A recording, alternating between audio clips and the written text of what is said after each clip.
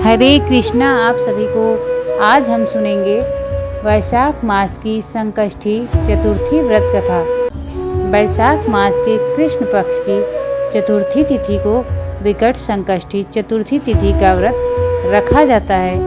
इस दिन भगवान गणेश की विधिवत पूजा करने के साथ साथ व्रत रखने का विधान है। मान्यता है कि इस दिन भगवान गणेश की पूजा करने से सुख समृद्धि धन वैभव की प्राप्ति होती है। इस दिन गणेश जी की पूजा करने के साथ चंद्रोदय पर अपना व्रत खोलना चाहिए।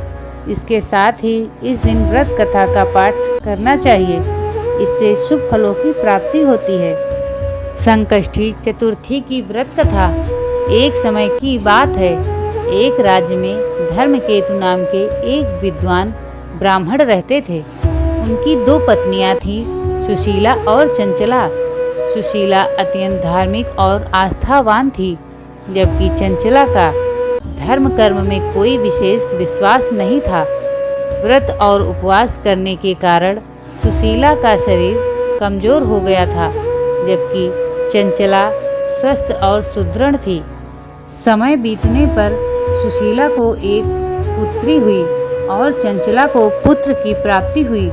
इस पर चंचला ने व्यंग करते हुए सुशीला से कहा कि तुम इतने व्रत उपवास करती हो, फिर भी तुम्हें पुत्री मिली, जबकि मैंने कुछ भी नहीं किया और मुझे पुत्र प्राप्त हुआ। चंचला की ये बातें सुनकर सुशीला बहुत दुखी हुई, लेकिन उसने अपनी श्रद्धा और भक्ति नहीं छोड़ी। जब विकट संकष्टी चतुर्थी का व्रत आया तो सुशीला ने पूरे समर्पण और श्रद्धा के साथ यह व्रत किया। उसकी सच्ची श्रद्धा से भगवान गणेश प्रसन्न हुए और उसे पुत्र प्राप्ति का आशीर्वाद दिया। कुछ समय बाद उसकी यह इच्छा पूरी भी हो गई, लेकिन दुर्भाग्यवश उसके पति धर्मकेतु का देहांत हो गया। इसके बाद चंचला अलग रहने लगी, जबकि सुशीला अपने बच्चों के साथ उसी घर में रहकर उनका पालन पोषण करने लगी। सुशीला का पुत्र बहुत बुद्धिमान और गुणवान निकला। उसकी मेहनत और समझदारी से घर में समृद्धि आने लगी। यह देखकर चंचला के मन में ईर्ष्या उत्पन्न हो गई। एक दिन अवसर पाकर उसने सुशीला की पुत्री को कुएं में ढकेल दिया, लेकिन भगवान गणेश की कृपा से उसकी जान बच गई।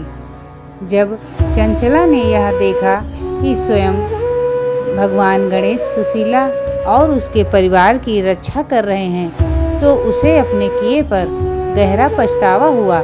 उसने तुरंत सुशीला से क्षमा मांगी। सुशीला ने उसे क्षमा कर दिया और उसे भी विकट संकष्टी चतुर्थी का व्रत करने की सलाह दी।